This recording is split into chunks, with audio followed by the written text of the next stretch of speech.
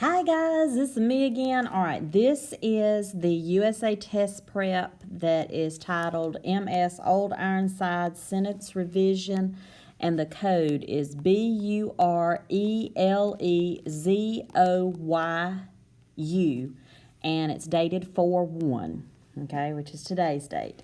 So this one starts off with actual sentence revisions. So your questions might be in a different order than mine. Okay, but it's the same questions, but they might be in a different order. Now, this first question, you are really looking at, you're finding which underlined portion is correct, and if you notice, they've underlined pronouns. So this is pronoun and antecedent, and remember, antecedent is the word the pronoun replaces. Like if you look at A, both Emerson and Thoreau expressed his radical views on individualism in writing. Emerson and Thoreau are the antecedent, and his is the pronoun. So you've got to decide, do those match? Okay? But now remember, it's got that word both in front of it. If you want to look back through your notes, we did some of these in DLAs, okay? The either or, we did those in DLAs. Members of the track team. All right, when you get to it, it's number 3 on here, but when you get to it, the members of the track team blank 5 miles before school each morning.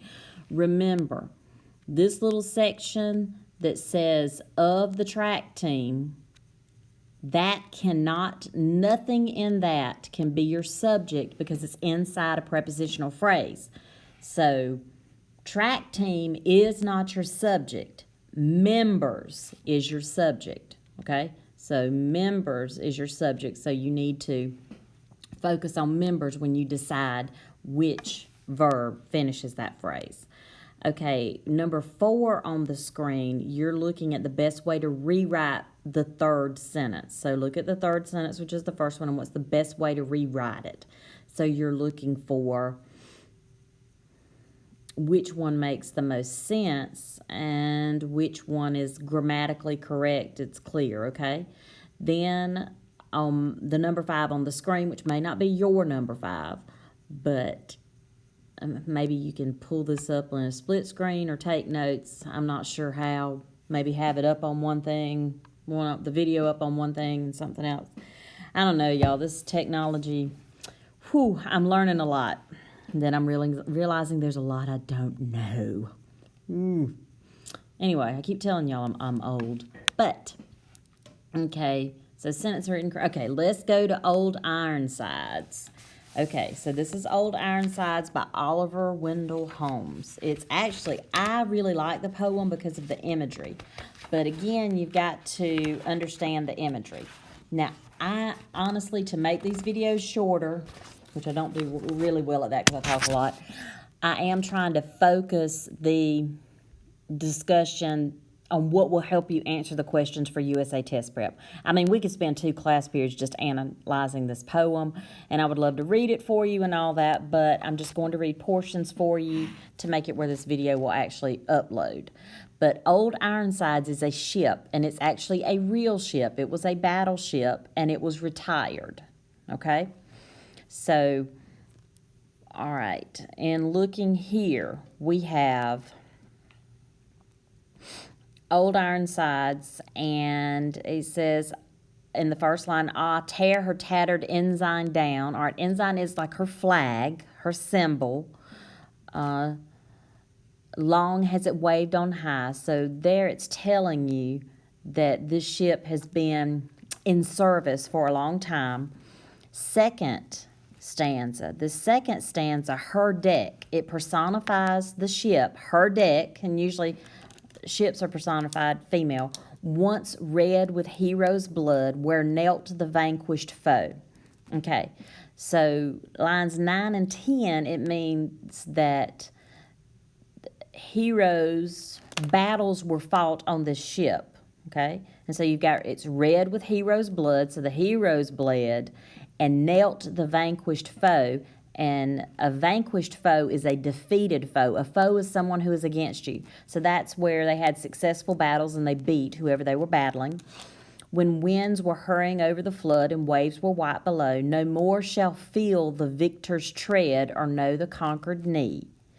All right. In those lines, it is still personifying the ship, that the ship will no longer feel the winner walk across its upper deck. And it will no longer know the people who are conquered being on the ship, like when they defeat someone and they would like take them as prisoners of war on the ship.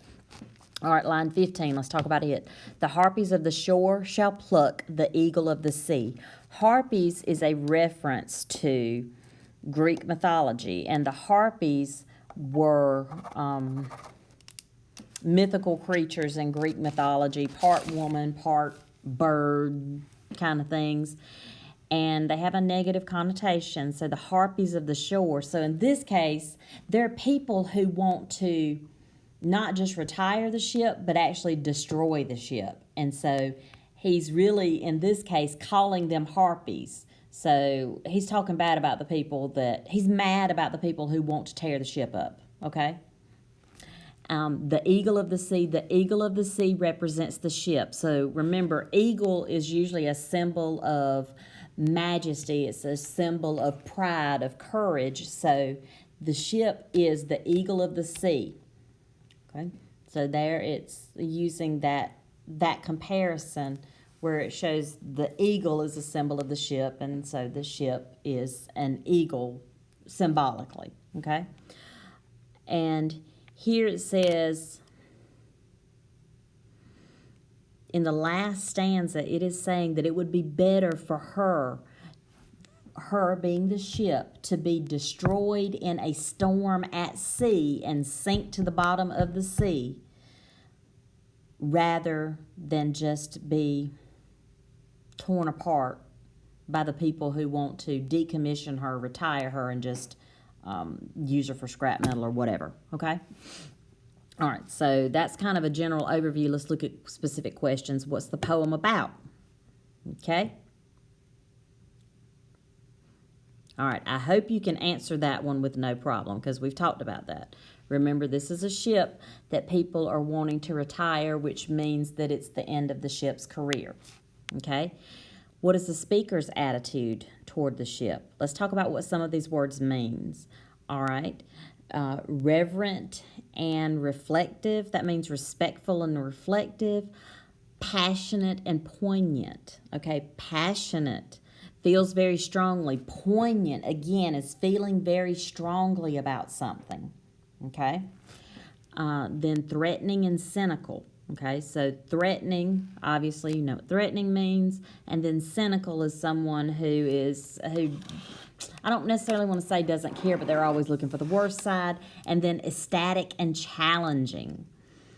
Okay, ecstatic is typically overjoyed and happy, and challenging something, you're going against something. Now, this is the speaker. So what I want you to think about is, if the speaker is calling the ship the eagle of the sea, which is a very positive connotation, then the speaker feels very strongly, positively about this ship, okay? The focus of the third stanza, like we just talked about, is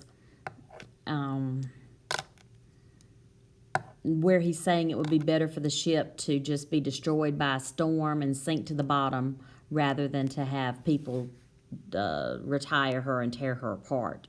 All right, in stanza 2, how does the poet enhance the imagery of the wind? Okay.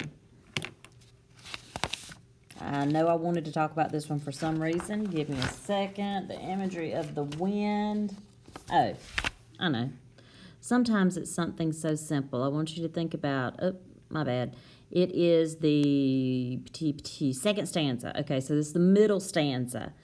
The winds were hurrying over the flood, and waves were white below. No more shall feel the victor's tread. Okay, so where knelt the vanquished foe when winds were hurrying over the flood and waves were white below? I want you to really focus on that part, okay? And remember that your imagery doesn't always have to be some kind of fancy smancy rhetorical strategy. It can be some of those that we kind of take for granted. So I want you to think about where, winds, waves, and white. Think about those words when you answer that question. All right, number 13, who or what is the eagle of the sea? Well, I already answered that one for you. What is the image of every threadbare sail? Okay, sails at this time period, it's like the sail of the ship were sewn by hand. And so if the sail is threadbare, it means that the ship has been out to sea a lot. Okay? All right, and then number 15 actually goes back to what we already talked about how he thinks that the ship should end. Let me make sure. Yes. Who is the speaker? All right, who is the speaker? I want you to think about this one. I'm going to go ahead and tell you it's not the captain, okay? We don't know specifically who it is, so I want you to look at number 16, who the speaker is, as there are a couple of things that we know. We know that this speaker is passionate about this ship. So which one would it be from that, knowing that we don't know specifically who that speaker is? Why is the eagle of the sea an appropriate image for the ship? Okay, so remember that comparison to the eagle and ship, okay? The word tattered, as used in the first lines of the poem. All right, if something is tattered, then it means that it has been torn apart or it's frayed. And so, and frayed as an F-R-A-Y-E-D, okay? And on this one, I want you to remember tattered is in past tense, so your answer is going to be in past tense. All right, so which of these best describes a theme of the poem? All right, so let's talk about theme. Yeah, okay. Y'all should get that one. The only one that I think is a distractor, I think B is a distractor, so don't even, B on here is a distractor. It may not be B on yours, but nature's fury and power, that is not the theme. Now that is shown in the third stanza, but that is not a theme of the poem, okay? So, took the distractor out of the equation for you, okay? The phrase, the conquered knee, all right, I told you about that just a couple of minutes back. What does the poet mean by "and give her up to God of storms"? All right, that's actually in that last stanza. I didn't finish reading it, but where he says it's better for her to sink beneath the wave, her thunders shook the mighty deep, and there should be her grave, nailed to the mast her holy flag, set every threadbare sail, and give her to the God of storms, the lightning and the gale. All right, so what does that mean? Well, the God of storms, what does it mean by give her to the God of storms? So what would happen to the ship in the storm? What did we say would happen to the ship in the storm? Okay. All right, and then number 22, meteor. What does that mean? The meteor of the ocean. Okay, now, remember, it's the context of the poem. We know what a meteor is, but that's not how it's used in the poem. Okay? Meteor of the sea. It is actually a metaphor. It's an implied metaphor where it is comparing the ship to a meteor. Okay? So the name of the ship is the Old Ironsides. And then the last one, how does the poet create a mood of pervasive sadness in the poem? Okay, he's sad that they're thinking about decommissioning this ship and destroying this ship. So how does he actually